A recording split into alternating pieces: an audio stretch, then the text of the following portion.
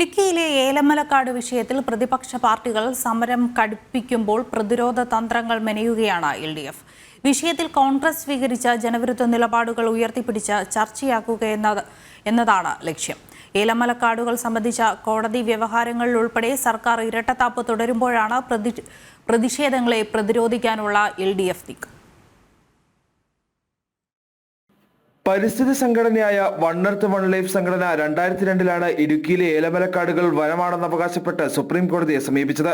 2,15,720 acre ഭൂമി വനമാണെന്നായിരുന്നു സംഘടനയുടെ വാദം.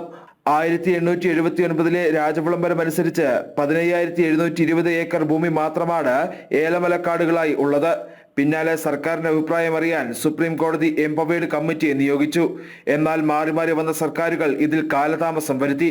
പ്രശ്നം ഇടുക്കിയിലെ കർഷകർക്ക് തിരിച്ചടിയാകുമെന്ന് മനസ്സിലായതോടെയാണ് സർക്കാർ സത്യവാങ്മൂലം സമർപ്പിച്ചത്.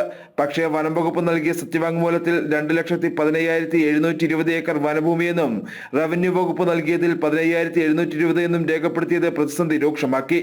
വിഷയത്തിൽ സുപ്രീം കോടതിയിൽ തിരിച്ചടി നേരിടുമെന്ന് കണ്ടതോടെ തിരുത്തി സംസ്ഥാന സർക്കാർ വീണ്ടും രംഗത്തെത്തി. CHR റവന്യൂ ഭൂമിയാണെന്നും മരങ്ങളുടെ സംരക്ഷണം മാത്രമാണ് വനം വകുപ്പിനുള്ളതെന്നും വ്യക്തമാക്കി ചീഫ് സെക്രട്ടറി ഇടപെട്ട് പുതിയ സത്യവാങ്മൂലം സമർപ്പിച്ചു.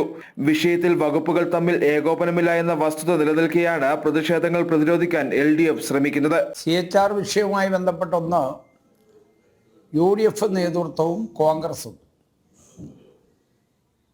CHR സംബന്ധിച്ചുള്ള അപവാദ പ്രചരണങ്ങൾ LDF ഗവൺമെന്റിനായി സംഘടിപ്പിക്കുക. അത് തികച്ച രാഷ്ട്രീയ ലക്ഷ്യത്തിന് വേണ്ടിയുള്ള സമരമാണ്. ജനങ്ങളുടെ തെറ്റിദ്ധാരണ ഉണ്ടാക്കുക. ഏത് രാഷ്ട്രീയ പാർട്ടി ചരിത്രത്തെ വളച്ചൊടിച്ചുകൂടാ. ഒരു ചരിത്രം എന്ന് പറയുന്ന ഒരു യാഥാർത്ഥ്യമാണ്. താൽക്കാലികമായ രാഷ്ട്രീയ നേട്ടത്തിന് വേണ്ടി ഇടുക്കി ജില്ലയിലെ UDF നേതൃത്വം പച്ചയായ കള്ളപ്രചരണമാണ് CHRുമായി ബന്ധപ്പെട്ട് നടത്തിക്കൊണ്ടിരിക്കുന്നത്.